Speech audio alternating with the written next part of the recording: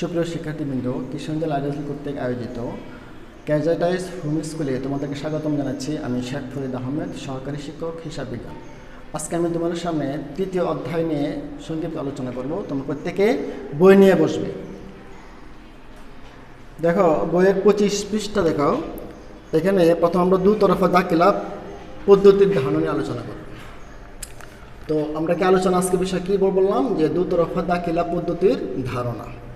প্রথমে দেখো এখানে আমি লিখে রাখছি যে লুকা পেসিওলি 1494, অর্থাৎ এখানে বলা হয়েছে কি যে ইতালির প্রসিদ্ধ গণিতবিদ, উনি হচ্ছেন একজন ইতালির প্রসিদ্ধ গণিতবিদ লুকা পেসিওলি 1994 খ্রিস্টাব্দে আর্থিক ঘটনাবলী সঠিক ও সুচারুভাবে লিপিবদ্ধ করা একটি পদ্ধতি বর্ণনা করেন। উক্ত পদ্ধতিটি দুতরফা দাখিলা পদ্ধতি নামে পরিচিত। তো এখানে দুতরফা দাখিলা পদ্ধতির মাধ্যমে লেনদেনের কয়টা পক্ষ থাকে? দুটি পক্ষ, অর্থাৎ ডেবিট পক্ষ আর একটা হচ্ছে ক্রেডিট পক্ষ লিপিবদ্ধ থাকে। এই পদ্ধতিতে প্রতিটি ডেবিট লিখনের জন্য সমান অর্থের ক্রেডিট লিখন হবে, অর্থাৎ ডেবিট পাশে যে যত টাকা হবে ক্রেডিট পাশে একই টাকা হবে। যেমন আমরা উদাহরণের মধ্যে বলতে পারি, দেখো এখানে উদাহরণ বলতে পারি যে অফিসের কর্মচারীকে বেতন প্রদান। তো অফিসের কর্মচারী বেতন প্রদান, এখানে কয়টা পক্ষ আছে? দুটা পক্ষ আছে, একটা হচ্ছে বেতন হিসাব আর একটা হচ্ছে নগদ হিসাব। এবারে আমরা আসব যে ডেবিট ক্রেডিট নির্ণয়ের নিয়মাবলী। তো ডেবিট ক্রেডিট নিয়মাবলী আমরা পূর্বে কি বলেছি যে দুতরফা দাখিলা পদ্ধতিতে হিসাব রাখলে হিসাবের মোট ডেবিট ও মোট ক্রেডিটের টাকার অঙ্ক কি হয়? সমান হয়। তো এই ধারণা হিসাব সমীকরণের ভিত্তি। হিসাব সমীকরণের মূল উপাদানগুলো হলো কি? দেখো ডেবিট ক্রেডিট নির্ণয়ের নিয়মাবলী। হিসাব সমীকরণের মূল উপাদানগুলো হলো সম্পদ, দায় ও মালিকানা সত্ত্ব। পূর্বে ক্লাসে আমি এটা আলোচনা করেছি, তোমরা অবশ্যই এটা বিষয়ে আছে, ধারণা আছে। এবার আসো অতএব বলা যায় কি বলা যায় যে আমরা ব্যবসায়ে 5 ধরনের হিসাব দেখতে পাই। আমরা ব্যবসায় কয় ধরনের হিসাব দেখতে পাই? 5 ধরনের হিসাব দেখতে পাই। এক নম্বর হচ্ছে কি?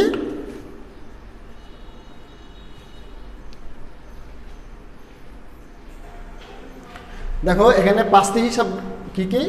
এক নম্বর হচ্ছে সম্পদ, 2 নম্বর হচ্ছে কি দায়, 3 নম্বর হচ্ছে মালিকানা সত্ত্ব, 4 নম্বর হচ্ছে আয়, 5 নম্বর হচ্ছে ব্যয়। এই 5টি হিসাব কি লিপিবদ্ধ হয়। তো এখানে প্রত্যেকটা হিসাব কীভাবে ডেবিট ক্রেডিট করতে হয় আমরা এটা আজকে আলোচনা করব এবং আমরা শিখব। দেখো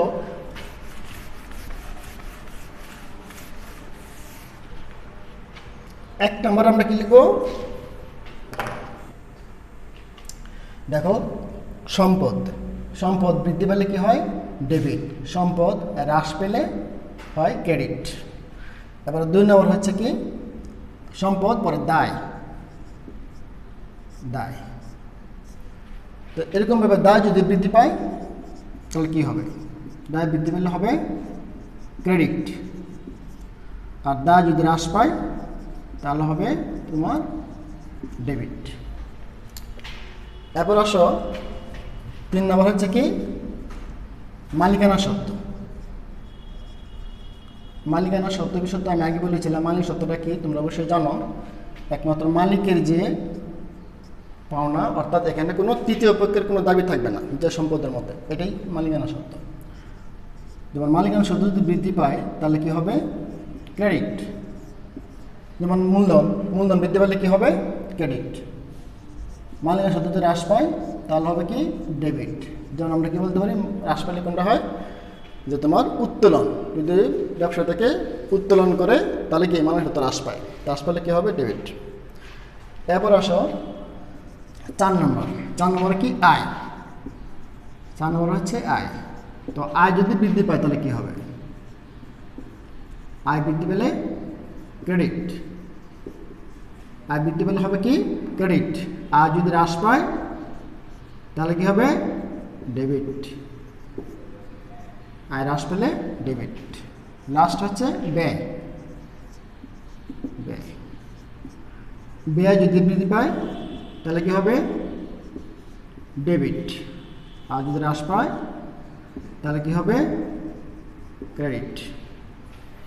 শিক্ষার্থীরা তোমরা দেখে নাও ভালো করে, আমি আবার বলছি তোমাদের সুবিধার জন্য। তো সম্পদ বৃদ্ধি পেলে ডেবিট, সম্পদ হ্রাস পেলে ক্রেডিট। এরপরে দায় বৃদ্ধি পেলে ক্রেডিট, দায় হ্রাস পেলে ডেবিট।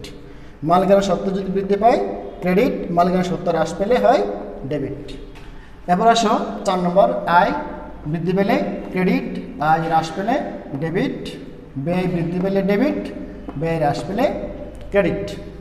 ঠিক এটা মনে রাখার জন্য একটা কৌশল আছে, তোমরা একবারে আমরা এটা দেখো, এই যে এখানে সম্পদ বৃদ্ধি পেলে ডেবিট, বৃদ্ধি পেলে কী কী আছে দেখো, এখানে সম্পদ ডেবিট, আর বাকি দেখো এখানে ক্রেডিট, এটাও ক্রেডিট, এটাও ক্রেডিট, এটা ডেবিট। তার মানে আমরা কি দেখতে পাচ্ছি যে এখানে সম্পদ আর ব্যয় যদি বৃদ্ধি পায় তাহলে কি হয় ডেবিট, আর সম্পদ আর ব্যয় যদি হ্রাস পায় তাহলে কি হবে ক্রেডিট। আর বাকি যেগুলি আছে যেমন দায় আছে, মালিকানা সত্ত্ব আর আয়, এই তিনটা যদি বৃদ্ধি পায় তাহলে কি হবে ক্রেডিট, আর এই তিনটা যদি আবার হ্রাস পায় তাহলে কি হবে ডেবিট। তো দেখো তোমার সুবিধার জন্য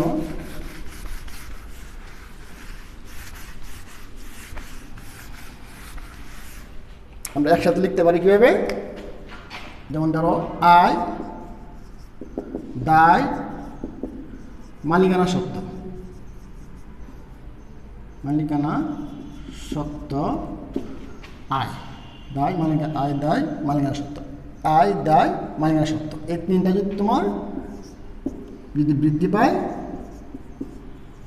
তাহলে কি হবে ক্রেডিট, ক্রেডিট। আর হ্রাস পেলে হবে কি ডেবিট।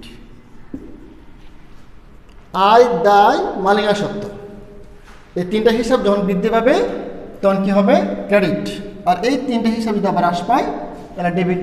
আরও সহজ হয়ে গেল বিষয়টা। এবার আসো সম্পদ আর কি ব্যয়, এই দুইটা একরকম মিল আছে, তাই না? সম্পদ যদি বৃদ্ধি পায় তাহলে কি হবে ডেবিট, আর সম্পদ যদি হ্রাস পায় তাহলে কি হবে ক্রেডিট। এটা মনে রাখার একটা কৌশল। আয়, দায়, মালিকানা সত্ত্ব বৃদ্ধি পেলে ক্রেডিট, হ্রাস পেলে ডেবিট। সম্পদ ব্যয় বৃদ্ধি পেলে ডেবিট, হ্রাস পেলে ক্রেডিট। এবার আসো আমরা একটা উদাহরণের মাধ্যমে বোঝা থাকি কীভাবে ডেবিট কি করব।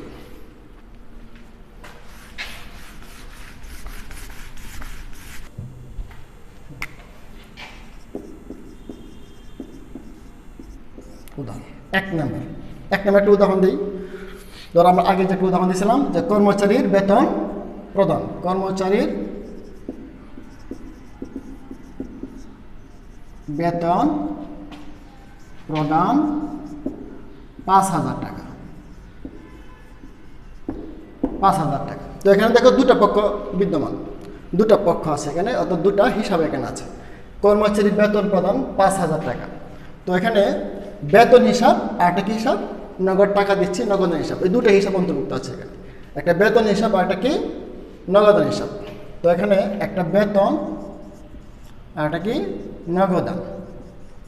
এই জায়গায় কি হচ্ছে বেতন কিন্তু একটা খরচ, ব্যয়। আমরা আগে পড়ছিলাম কি ব্যয় বৃদ্ধি পেলে কি হয় ডেবিট, এই জন্য বেতন হিসাব হবে কি ডেবিট। আর নগদান কি একটা সম্পদ, আমরা কি পড়ছিলাম যে সম্পদ আর ব্যয় যদি তোমার হ্রাস পায় তাহলে কি হয় ক্রেডিট। এই জন্য এখানে নগদ টাকা কমে যাচ্ছে, বেতন দেওয়ার ফলে কি হচ্ছে 5,000 টাকা ব্যবসা প্রতিষ্ঠানের নগদ টাকা কমে যাচ্ছে, সেই জন্যই নগদ হিসাব কি হ্রাস পাইছে। এখানে হ্রাস পেলে কি হবে ক্রেডিট। ঠিক আছে, এবার আসো আরেকটা উদাহরণের মধ্যে আমরা বুঝে থাকি।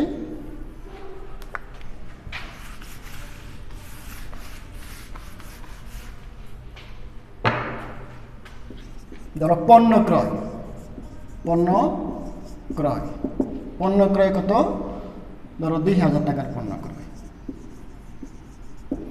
এখানেও কিন্তু দুটো হিসাব বিদ্যমান, যেমন ক্রয় একটা হিসাব আর নগদ একটা হিসাব, দুটো হিসাব বিদ্যমান।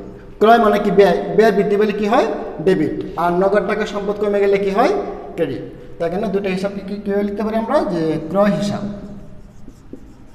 ক্রয় হিসাব ডেবিট, আমরা ডেবিটটাকে সংক্ষিপ্ত লিখতে পারি। আবার নগদ হিসাব ক্রেডিট।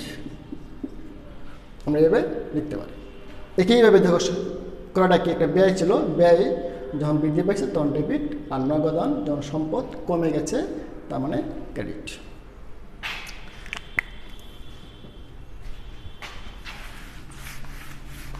পণ্য বিক্রয়, পণ্য এর আগে একটা ছিল পণ্য ক্রয়, এবার আমরা বুঝবো পণ্য বিক্রয়। ধরো ৬,০০০ টাকার পণ্য বিক্রি করা হয়েছে, এই ক্ষেত্রে কি হয়েছে, ঠিক পণ্য ক্রয় যখন করছিল তখন যে লেনদেনটা হয়েছিল, যে হিসাবগুলি হয়েছিল, ঠিক এটা উল্টো হবে। যেমন এখানে পণ্য বিক্রি করাতে ৬,০০০ টাকা কিন্তু ব্যবসা প্রতিষ্ঠানে আসছে, তার মানে কি নগদান বৃদ্ধি পেয়েছে, এখানে নগদ টাকা ব্যবসা প্রতিষ্ঠানে বৃদ্ধি পেয়েছে। আর বিক্রয়টা কি একটা আয়, বিক্রয় কি আয়, এখানে নগদ একটা সম্পদ, আমরা জানি নগদ সম্পদ বৃদ্ধি পেলে কি হয় ডেবিট, আর বিক্রয় যদি একটা আয় হয় আর আয় বৃদ্ধি পেলে কি হয় ক্রেডিট। তার মানে আমরা লিখতে পারি যে নগদান হিসাব ডেবিট, বিক্রয় হিসাব ক্রেডিট। এই আশা করি তোমরা দুতরফা দাখিলা পদ্ধতির মোটামুটি একটা ধারণা হয়েছে, তোমরা ডেবিট ক্রেডিট করতে পারবে। তোমরা বইটা ভালো করে স্টাডি করতে হবে।